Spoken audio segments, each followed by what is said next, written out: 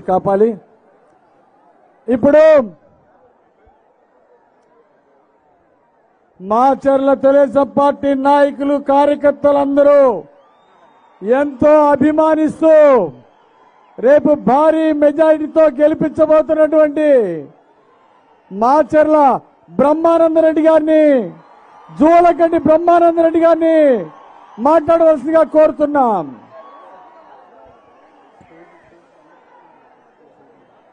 దయచేసి అందరూ కూర్చోవాలి.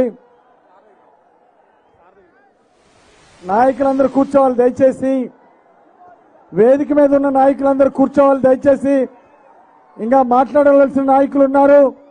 దయచేసి సహకరించండి. దయచేసి అందరూ కూర్చోవాలి.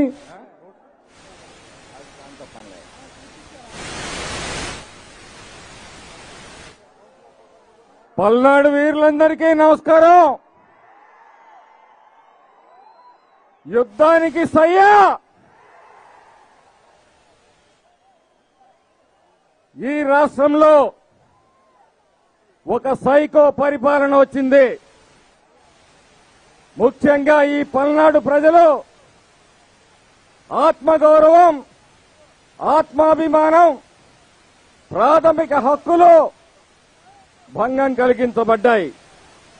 ఈ పల్నాడు ప్రాంతంలో తెలుగుదేశం పార్టీ నాయకుల మీద, కార్యకర్తల మీద అనేకమైన దాడులు జరిగాయి.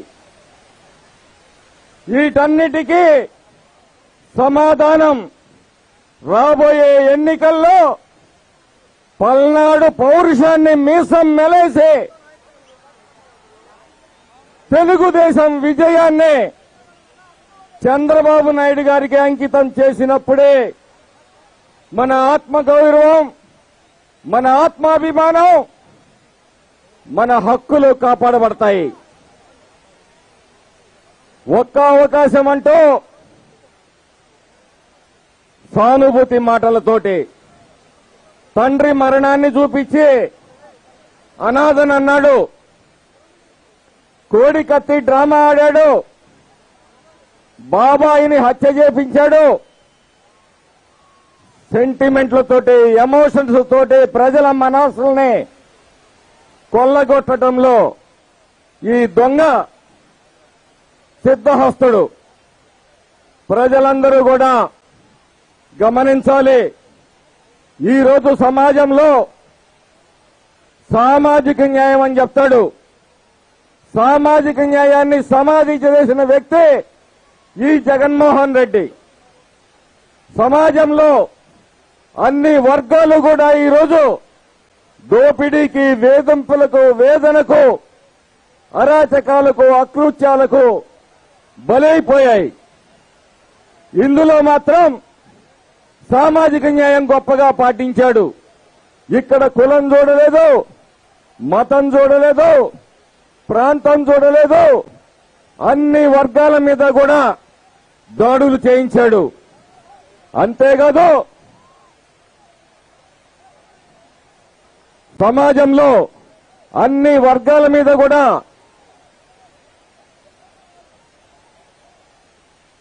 సమాజంలో జగన్మోహన్ రెడ్డి పరిపాలనలో మరి ఒడ్డింపుకు గురిగానే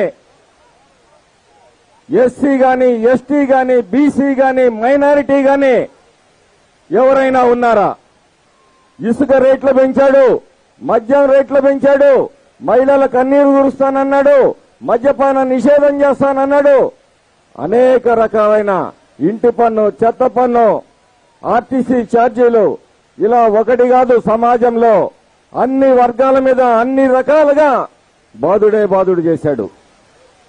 సంవత్సరానికి ఒక పథకం ఇచ్చి ప్రజల్ని మభ్యపెట్టే ప్రయత్నం చేస్తా ఉన్నాడు. ఆయన ఇచ్చే పథకం రోజుకి 50 రూపాయలైతే ఒక సామాన్య రైతు కూలీ దగ్గర ఈ రోజు ఆయన వడ్డించుతున్నది 200 రూపాయలు దోపిడీ చేస్తా ఉన్నాడు. మహిళలు గమనించాలి, వంట గ్యాస్ ధరలు పెరిగాయి, నిత్యావసర వస్తువుల ధరలు పెరిగాయి. ఇలా ఏ వర్గాన్ని కూడా వదిలిపెట్టలేదు. ఈ రోజు మళ్లీ సిద్ధం అంటూ సిగ్గు లేకుండా వస్తున్నాడు జగన్మోహన్ రెడ్డి. నువ్వు సిద్ధమేమో కానీ ముందు నీ చెల్లి షర్మిలమ్మ, డాక్టర్ సునీతమ్మ అడిగే ప్రశ్నలకు నువ్వు ముందు సిద్ధంగా జగన్మోహన్ రెడ్డి, ఇది మేము అడగటం లేదు, జనసేన నాయకుడు అడగటం లేదు, నీ చెల్లి, నీ సొంత నీ తోడబుట్టిన వాళ్ళు అడుగుతున్న ప్రశ్నలకు ముందు నువ్వు సమాధానం చెప్పి ఆ రోజు బయటికి రా సిద్ధమని. అప్పుడు మేం చెప్తామో మీకు సమాధానం. నువ్వు ఎన్ని దోపిడీలు చేసావో, ఎన్ని దుర్మార్గాలు చేసావో, ఈ రాష్ట్రాన్ని ఏ విధంగా అధోగతి పాలు చేశావో. నీ ఎలక్షన్ మేనిఫెస్టోనే ఒక ఖురాన్ అన్నావు, ఒక భగవద్గీత అన్నావు, ఒక బైబిల్ అని పవిత్ర గ్రంథాలతో పోల్చావు. నీ మేనిఫెస్టో మొత్తం అబద్దాల పుట్ట. ఈ రోజు 99% హామీల్ని అమలు చేశామని చెప్పేసి ప్రజలని, అమాయకులైన ప్రజల్ని మళ్లీ మోసం చేసే ప్రయత్నం చేస్తా ఉన్నావు. మేము ఈ వేదిక మీద ఛాలెంజ్ చేస్తా ఉన్నాము, ఎదురు వేదిక పెట్టండి.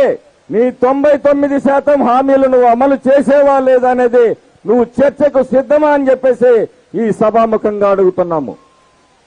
సమయం ఎక్కువగా లేదు కాబట్టి సోదరులారా, ఈ పల్నాడు ప్రాంతంలో ఇసుక దగ్గర నుంచి, మద్యం దగ్గర నుంచి అన్ని దోపిడీకి గురవుతున్నాయి.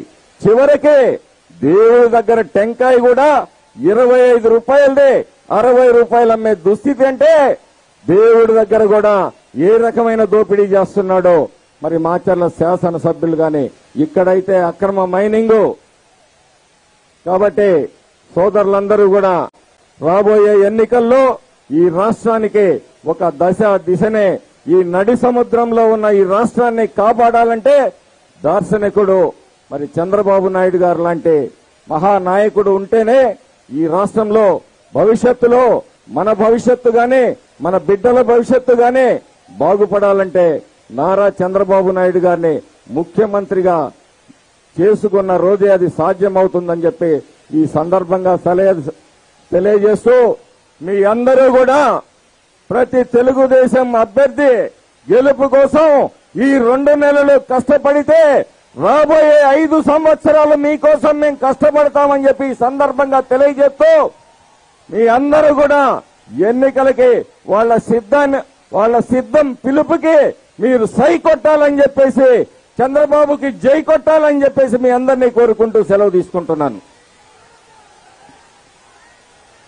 ఇప్పుడు Narasaraopet Telugu Desam party incharge doctor Aravind Babu గారిని మాట్లాడాల్సిందిగా కోరుతున్నా.